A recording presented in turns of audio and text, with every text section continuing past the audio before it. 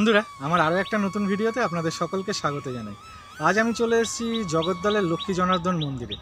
এই মন্দিরটা এখন আমি ঘুরে দেখব, আপনারাও সঙ্গে থাকুন। আর মন্দিরটা কবে তৈরি হয়েছে, এখানে কি কি আছে, সবই আপনাদের ঘুরিয়ে দেখাবো। চলুন তাহলে। এখন আমি রয়েছি প্রায় 132 বছর পুরনো লক্ষ্মী জনার্দন মন্দিরের ঠিক সামনে। এই মন্দিরটা প্রতিষ্ঠা করেছিলেন কৈলাসচন্দ্র দে মহাশয় বাংলার 1 ফাল্গুন 1298 সাল শুক্রবারে। সামনেই মন্দিরের গর্ভগৃহ।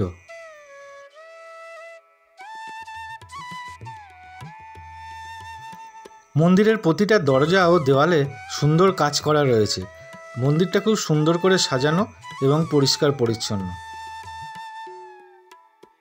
প্রতিদিন মন্দির খোলা থাকে সকাল 6টা থেকে দুপুর 12টা পর্যন্ত, আর বিকালে 4টে থেকে 7:30 পর্যন্ত।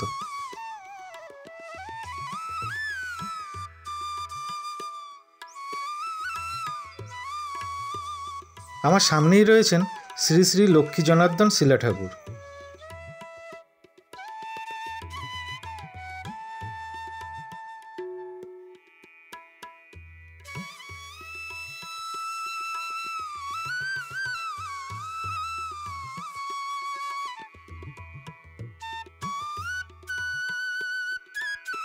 মন্দিরের দুপাশে রয়েছে দুটো শিবলিঙ্গ।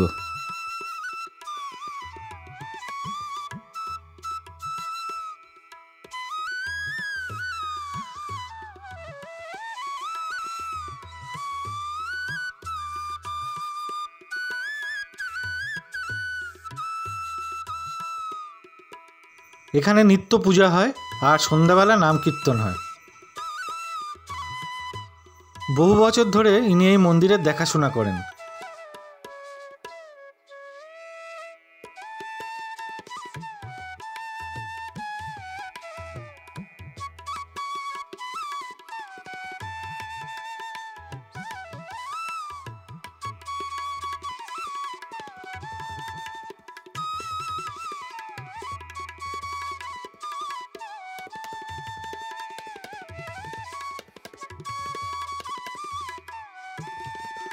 মন্দিরের সামনে ঠাকুর দালানটা বেশ বড়।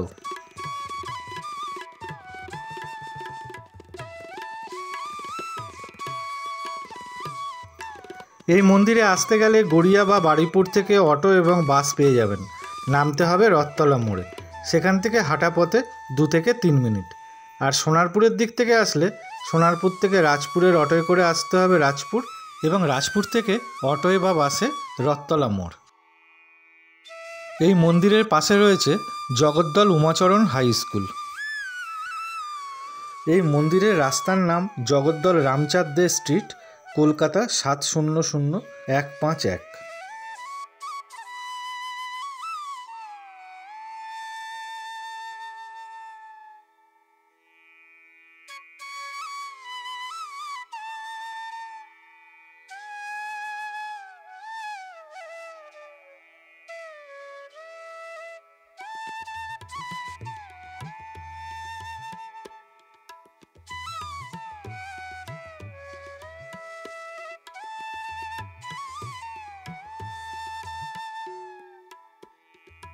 একটা জিনিস অবশ্যই খেয়াল রাখবেন, এখানে মন্দিরের ভেতর কিন্তু ভিডিওগ্রাফি এবং ব্লগিং কঠোরভাবে নিষিদ্ধ আছে। এটা হচ্ছে মন্দিরের বাইরের দিকটা, এটা বাঁদিকের অংশটা।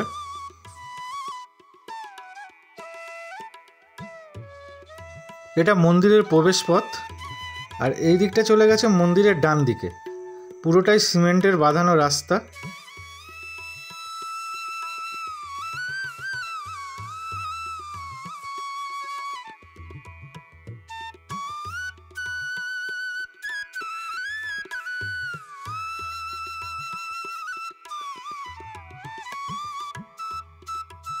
এটা এই মন্দিরের রথ, রথের সময় এটা বার করা হয়, এখন এটা ঢাকা দেওয়া রয়েছে।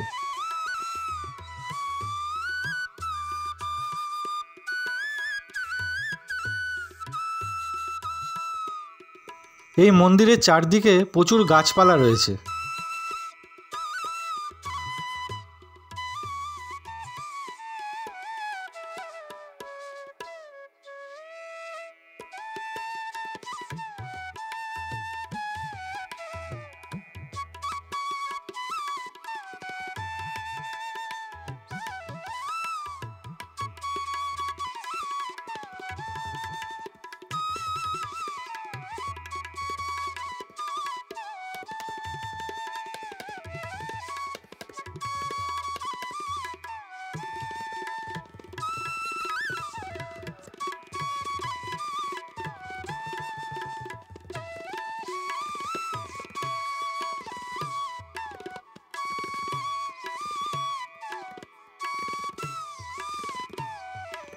মন্দিরের পাশেই এটা পুকুর, এখন জল নেই।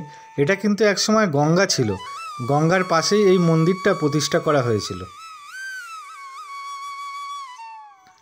এটা আদি গঙ্গা, এইটা চলে গেছে বারুইপুরের দিকে।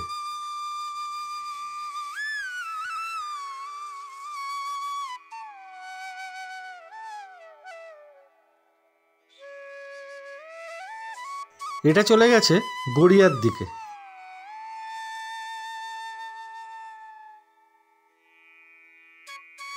আমি এখন দাঁড়িয়ে আছি রথতলা বাইপাসে, আর এই সোজা রাস্তাটা চলে গেছে মন্দিরের দিকে। ডান দিকে এই রাস্তাটা চলে গেছে গড়িয়ার দিকে।